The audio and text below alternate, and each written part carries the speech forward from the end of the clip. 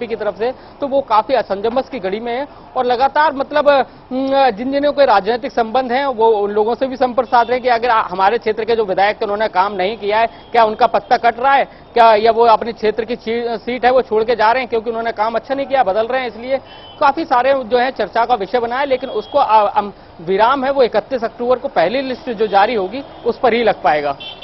नासिर, कई लोगों के नाम जिनका पत्ता साफ होना है, कयास लगाए जा रहे हैं। बहुत सारे नाम कृषि मंत्री रामकृष्ण सुमरिया हैं और बहुत से ऐसे नाम सामने निकल कर आ रहे हैं कि कयास लग रहा है कि उनका आज पत्ता साफ हो सकता है। और ये कहा जा रहा था, ये सुनने में आ रही थी ये बात सूत्रों के हवाले से कि जिन लोगों की परफॉर्मेंस अच्छी नहीं आई है, जिन लोगों ने अच्छा अभी तक कार्य नहीं किया है, उन्हीं के पत्ता साफ हो सकता है, इस बार की सीट उन्हें नहीं मिल सकती है।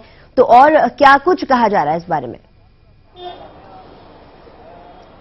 देखिए, क्योंकि जो शिवराज सरकार के जो कार्यकाल रहा है, 10 वर्षों का जो कार्यकाल रहा पूरा, उसका 10 वर्षों का कार्यकाल रहा, जो सरकार की जिन विधायकों और मंत्रियों की वजह से छवि खराब हुई है, जैसे भ्रष्टाचार के मामले प्रदेश में बढ़े हैं कुछ मंत्रियों की वजह से, कुछ तो उन विधायकों को टारगेट किया गया, उन विधायकों को टारगेट किया गया कि उनकी परफॉर्मेंस बहुत ही ज्यादा खराब थी, जिससे पार्टी को बहुत बड़ा नुकसान हो सकता है इस चुनाव में। तो ऐसे को लेकर उन विधायकों और मंत्रियों को चिन्हित कर लिया गया है। जैसे हमने बताया कि 20 विधायक हैं, लगभग 3 मंत्री हैं, उनके नामों को चिन्हित कर लिया गया है। जैसे राघव जी पे तो इतने गंभीर आरोप लगे थे, तो मतलब कब इन सारे विधायकों को लिस्टेड कर लिया गया, उनके बाद अब इनका जो फैसला है। नासिर, हम आपके साथ यहाँ पर जुड़े रहेंगे। यहाँ पर हमारे साथ हमारे वरिष्ठ पत्रकार जीवन साहू जुड़ गए हैं और उनसे हम जानना चाहेंगे कि जिस तरीके से ये बात सामने निकल कर आ रही है कि 20 विधायक और 3 मंत्रियों का पत्ता साफ हो सकता है, इस बार उन्हें सीट नहीं मिल सकती है, आखिर क्यों हुआ ऐसा? जीवन जी, आपसे जानना चाहेंगे कि जिस तरीके से ये बात सामने निकल कर आ रही है कि 20 विधायक और 3 मंत्रियों का आज इस बार पत्ता साफ हो सकता है, उन्हें सीट मिलने के आसार बहुत ही कम है, यानी ना के बराबर कहीं ना कहीं नजर आ रहे हैं। क्या है ये पूरा, मतलब किस तरीके से ये चीजें सामने निकल कर आ रही है, क्या है ये सब कुछ?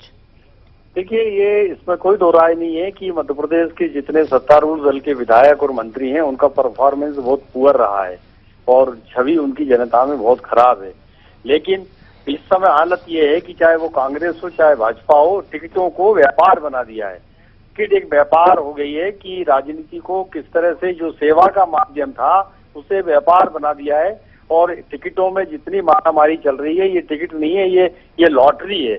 लोग समझ रहे हैं कि बस ये लॉटरी खुल गई, हम जीत गए और मंत्री बन जाएंगे और पैसा कमाएंगे। ये जिस तरह से जो राजनीति चल रही है वो बहुत ही जिसे कहना चाहिए निंदनीय है। ये इसको अच्छी बात नहीं है। टिकट ये होना चाहिए कि लोगों को घर जिनको देना है उनको पहले से उनके टिकट या उनको जो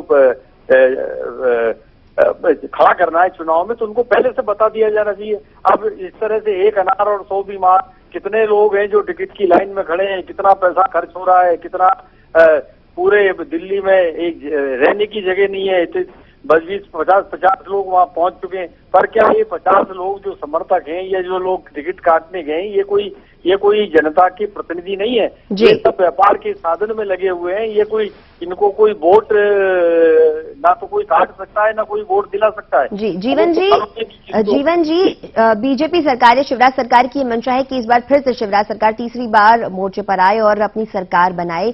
लेकिन ऐसे में जिस तरीके से ये 20 विधायक और 3 मंत्रियों के जो टिकट काटे जा सकते हैं, कहीं ना कहीं उनके बीच में अंतरकलह होने की तो बात निकल कर आ रही है। लेकिन पार्टी को भी क्या इससे कोई नुकसान हो सकता है, क्योंकि उन विधायक उन मंत्रियों के जो समर्थक है उनके बीच में भी एक नाराजगी निकल कर आ सकती है कहीं ना कहीं।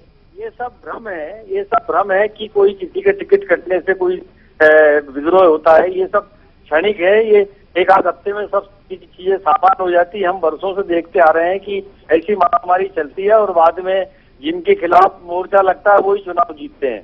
ऐसा कुछ नहीं है। जनता को मालूम है किसको चुनना है किसको नहीं चुनना है।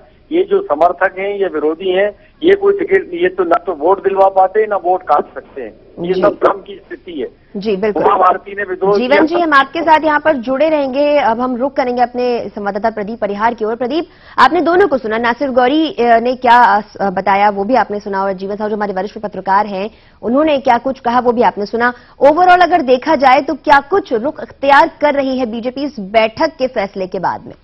देखिए, बैठक जो हुई इसमें सबसे बड़ी बात है कि बहुत सारे फैक्टर काम कर रहे हैं। एक उमा भारती का भी फैक्टर है। जैसे उमा भारती चाहती है जो बुंदेलखंड का इलाका है, लक्ष्मण तिवारी के लिए टिकट चाहती है, कैलाश विजयवर्गीय अपने बेटे के लिए महू से टिकट चाहती है।